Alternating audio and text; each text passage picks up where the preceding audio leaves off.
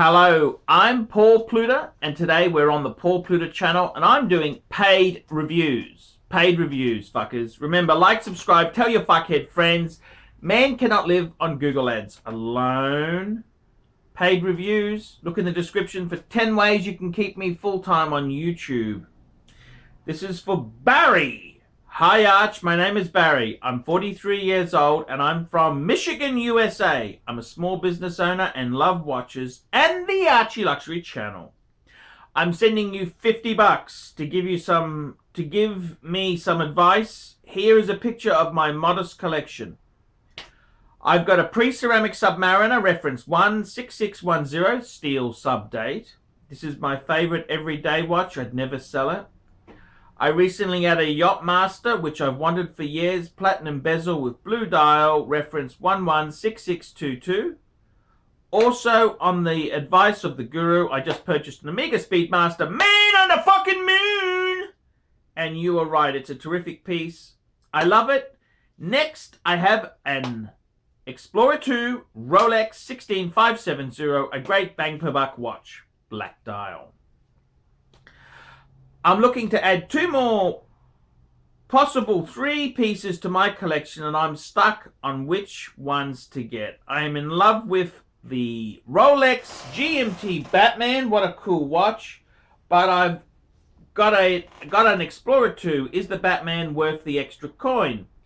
Also, the Rolex Milgauss caught my eye, but I'm not sure. I've never held one. What are your thoughts on that watch? I would really like to step outside of the box from Rolex, maybe a Breguet Type 20. And my other choice is Jaeger-LeCoultre Master Compressor Alarm.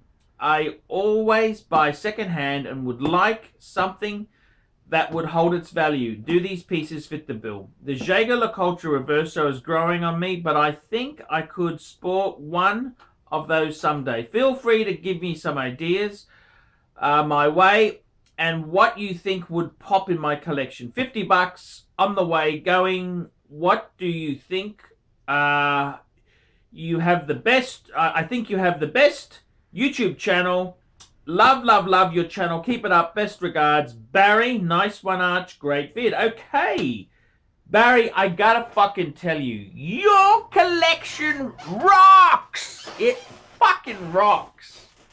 Man, this collection fucking rocks, man. This collection, I tell you what, I get, people ask me to do a collection review, and sometimes it's hard for me to get motivated, but I looked at your picture. You had it on the marble background. 4 fucking steel stunners. 4 steel stunners. I've just got it on the screen so I can reference it as I keep the enthusiasm up. And I gotta tell you something. What a fucking cool collection, firstly. Firstly, let me just say to you, what a fucking cool collection. I love it. Omega Speedmaster, man on the fucking moon. One of the greatest all-time chronographs. Tick. You got the date Submariner. Tick. That's just fucking cool. Steel Submariner date. How the fuck could you go wrong with that? Then you've got the Explorer 2, and I like it. You've gone for the black dial. I gotta tell you, I really do love the black dial. Cool. Cool. Now, let's have a look here. Then you've gone out of the circle a bit, and you've got the Yachtmaster with the blue dial. I love the Yachtmasters have come down in price. It's probably a perfect time to have acquired it. So those 4 pieces, what a fucking beautiful fucking collection. Well thought out, really fucking cool. What the fuck can you say there? It just fucking pops. And I think those 4 pieces, let's look at it. You got 2 divers. You got the Explorer 2 as your GMT function. And you got the fucking Speedmaster, man on the fucking moon. Man on the moon. How much cooler can you get than that? That is really fucking cool. It pops. Your collection rocks, man. So I get it. I get it, man. That is, I love this collection. You're 43 years old, similar age to me. Small business owner. You love watches. You love the channel. Fuck. I gotta say to you, just slow down. Don't get too big in your collection. The worst thing you can do is, and I've done this myself, I've built up a collection. Then the small business, you know what small business is like. It can be a killer. Then I had to sell off my collection, and that really hurt. So I would say to you, firstly, the 4 pieces you've got, fucking stunning. Fucking stunning. You got more than enough, okay? So if you wanted to hold there, I would say to you, you fucking nailed it. You fucking nailed it. Okay, but let's say, okay, we want to add 2 or 3 pieces. Now, you say you're in love with the Batman. Now, I gotta tell you, Batman, okay? I had my mate, Scott, was over yesterday with his Batman. No, Batman! And I gotta tell you, it is a fucking amazing watch. And it's beautiful. I love the Batman. Is it worth the extra coin? Of course it's not. No, it's not worth the extra coin. I mean, your watch is basically the same. It's just, it's okay. It's the ceramic version. It ain't worth double the fucking Explorer 2. It ain't fucking, it is, yeah, I like the new case. I like the maxi dial. I like the ceramic. I like the 24-hour hand. It's schmicko. Is it worth the money? No, it's not. Of course not. Of course not. It is fucking dear. It is dear. They're expensive. I think in the couple, it's a bit like the Yacht Masters. They were so fucking dear. I remember in the 90s, late 90s, Yacht Masters were expensive. They gradually came down. You know, fashion is fickle, and I suspect the Batman may do the same thing.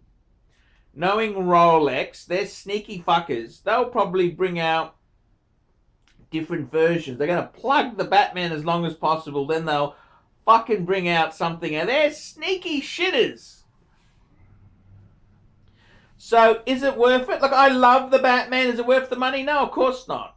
Okay, but you know, since when has this been about smart decisions? Well, mind you, your collection there is pretty, very, very nice on the money there.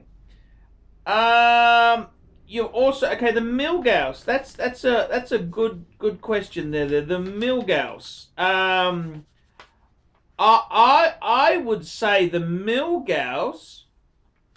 I reckon that would fit in beautifully because you've only got the Speedy with no date. So a simple watch, Milgauss, I would say yes. The other thing I would consider is an Explorer 1, 39 mil. I reckon that could also be a real cool, because let's look at your genre, sports watches. Sports, steel stunners, sports watches with darkish dials. You seem to like the darker dial, which is nothing wrong with that. Nothing. Work with me, not against me. So, I think you can get a Milgauss or an X1 much cheaper than a Batman. Batman, you're paying a big premium, and you don't need the GMT function because you've got the Explorer 2. Then you're asking about, now this is what I like. I like your collection. It's really beautiful. Then you're hitting for the top shelf. I reckon a Breguet Type 20 on the second-hand market, the Breguet is an absolute fucking bargain. You can get them as low as 4,000 US. Okay, you want a really nice one, 5. Okay, Breguet Type 20. I reckon that would be the smart money because they're expensive new and they drop. You see, Breguet shot himself in the foot because they released the they came out in the 90s, the Breguet Type 20. Then they released the Breguet Type 21 and the Breguet Type 22, and it's kind of, you've broken up those you kind of destroyed it a bit, the second-hand value. So they're a great bang per buck. I reckon the Breguet Type 20 could give you a really high-end piece. Now, the other choice is a Jaeger-LeCoultre Master Compressor Alarm. I would say yes. However, let me just give you a proviso. I love Jaeger-LeCoultre. I do. I got my Reverso Grand 8. However, let me just say this. Jaeger-LeCoultre, they are fucking terrible as far as retaining value goes. They are fucking terrible. I don't know why. It's just at this point in time, the brands which, I mean, they're not shitters. This is fucking, the reality is IWC, Jaeger-LeCoultre, Breguet,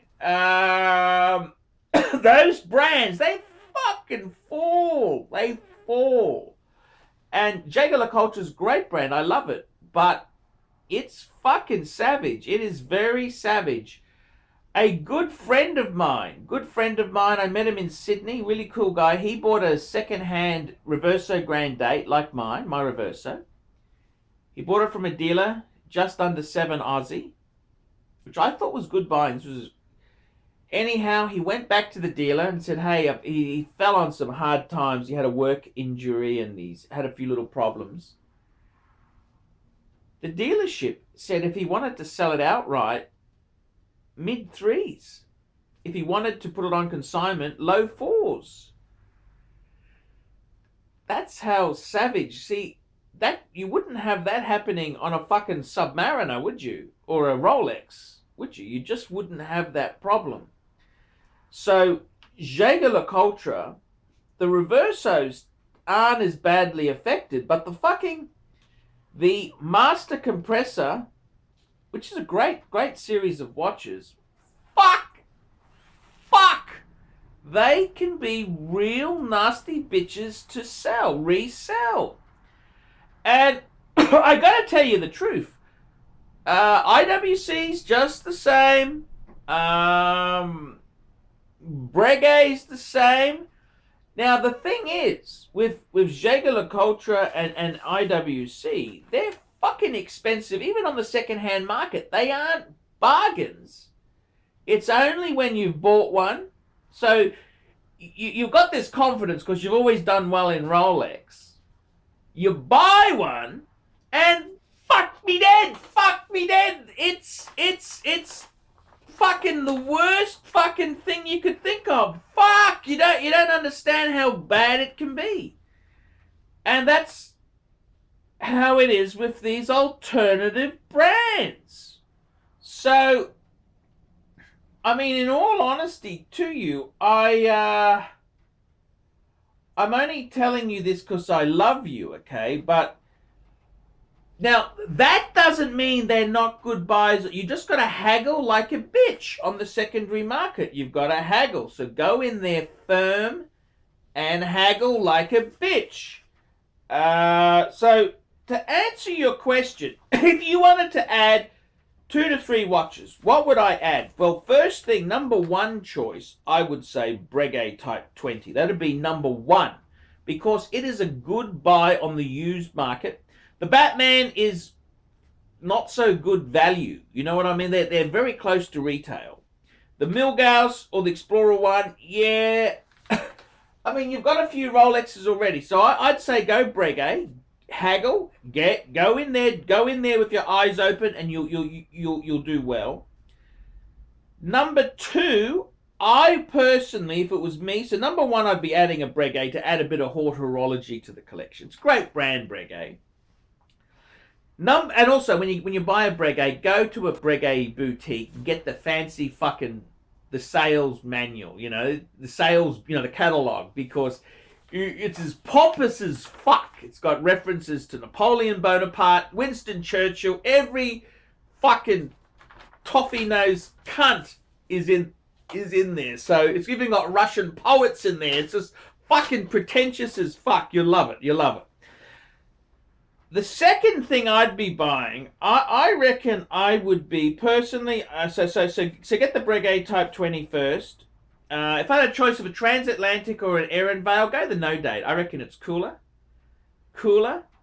Leather strap or bracelet. Get one on the bracelet because there's on the second-hand market. They're not much price difference, but they're fucking expensive to buy that steel bracelet.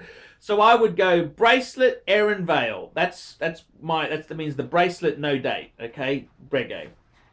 The second choice, the second watch I'd be adding if I wanted to add a second piece, I reckon I would fucking add a Milgauss or an Explorer 1. Okay? 39mm Explorer 1. That'd be fucking cool. They're starting to fall a bit on the market, so, you know, they're not bad bang per buck. And the third choice, if you wanted to add a third choice down the track, just hold out because, I kid you not, Jaeger-LeCoultre, especially the Master compressor series, they fucking tank. I reckon that'd be the third one I'd add there. So, yeah, that's the way it goes there. And, that's honestly what I would be doing. That's honestly what I would be doing. So, fantastic collection. It's really, really pops. I love it. I really like it. And thank you so much for getting me to do a paid review for you. I'm Paul Pluta. This is the Paul Pluta channel. Remember, like, subscribe, tell your fuckhead friends, and look in the description for 10 ways you can help me stay full-time on YouTube. We specialize in the repair of Rolex and Patek Philippe watches. We've been doing the same thing for more than 25 years. We have Rolex technicians certified by Rolex who actually used to work for the company for many years, like if we're doing the work on the factory. We completely disassemble the watch and we put it to work like brand new condition. When you get a pre-owned watch, it's like if you're getting a brand new unit. The only difference is the money.